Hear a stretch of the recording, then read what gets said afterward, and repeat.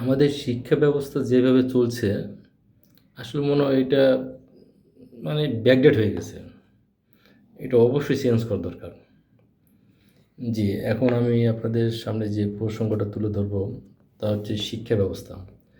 এই যে আমাদের যে মনে করেন সাপোজ ধরেন ম্যাট্রিকের 10টা সাবজেক্ট, যে 10টা সাবজেক্টে যে পড়াগুলা পড়তেছে এগুলো বাস্তব জীবনে কী কাজে আসতেছে? কয়টা কাজে আসতেছে? কয়টা বইয়ের কয়টা চ্যাপ্টার কাজে আসতেছে? যেগুলো আমাদের কখনো কাজে আসবে না, আসার সম্ভাবনা নাই।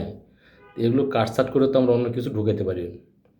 এজন্য তো আমরা বাহিরের দেশে যে আমরা বিভিন্ন সময় সরকারি সফরে যে আমরা বাইরে যাই, এগুলো তো একটু গিয়ে ফলো করতে পারে। একটা স্কুলে গিয়ে, একটা কলেজে গিয়ে, একটা এ ধরনের শিক্ষা প্রতিষ্ঠানে গিয়ে তো ওগুলো দেখতে পারে যে আমাদের দেশে আমাদের এটা কীভাবে করতেছে, এখানে কীভাবে করতেছে।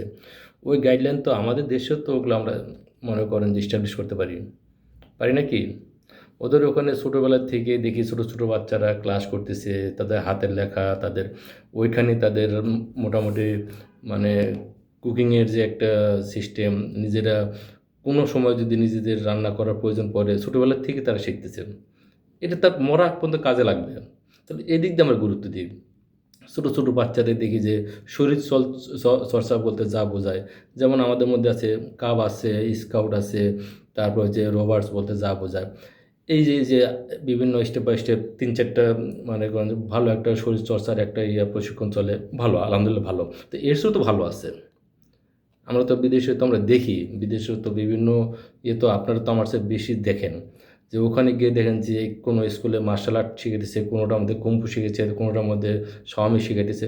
বিভিন্নভাবে শিখাইতেছে যেটা তার মরার আগ পর্যন্ত কাজে লাগবে। তাহলে ওইভাবে আমরাও অগ্রসর হই।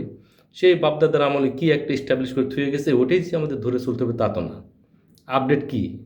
মানে আমরা শুধু মুখে, মুখে বলি আপডেট। আমরা তো আপডেটের সাথে তো আমরা অ্যাডজাস্ট করতে পারি না। আপডেটের কোনো উপকরণ তো আমাদের মধ্যে কোনো উপকরণ আমরা আমাদের মধ্যে মনে করেন যে এস্টাবলিশ করতে পারি না, সেটআপ করতে পারি না। আসুন না, আমরা তো প্রচুর সময় নষ্ট করছি। এই যে ৫১-৫২ বছর স্বাধীনতা লাভ করার পরে পৃথিবীর সবগুলা দেশ মনে করেন যে কোন পর্যায়ে চলে গেছে। আমরা এখনও মনে করেন যে কাদা পানির মধ্যে গড়াগড়ি করতেছি, এর পিছে লেগে আছি, ওর ক্ষতি করতেছি। মানুষ সকালবেলা ঘুম থেকে উঠে সৃষ্টিকর্তার রহমত কামনা করে একটু ভালো কাজে হাত দেয়। আর আমরা সারারাত চিন্তা করি যে কার ক্ষতি করব, কার জমি নষ্ট করব, কার রিজিক নষ্ট করব, কার মানে আ কীভাবে ক্ষতি করা যায় আমরা এইভাবে আমাদের রাত পার হয়, এভাবে আমাদের দিন পার হয়। আসুন আমরা চেঞ্জ হই। আমরা নিজে থেকে চেঞ্জ হই। আগামী দিনগুলো আরও সুন্দর হোক এই কামনা করি। অনেক ধন্যবাদ।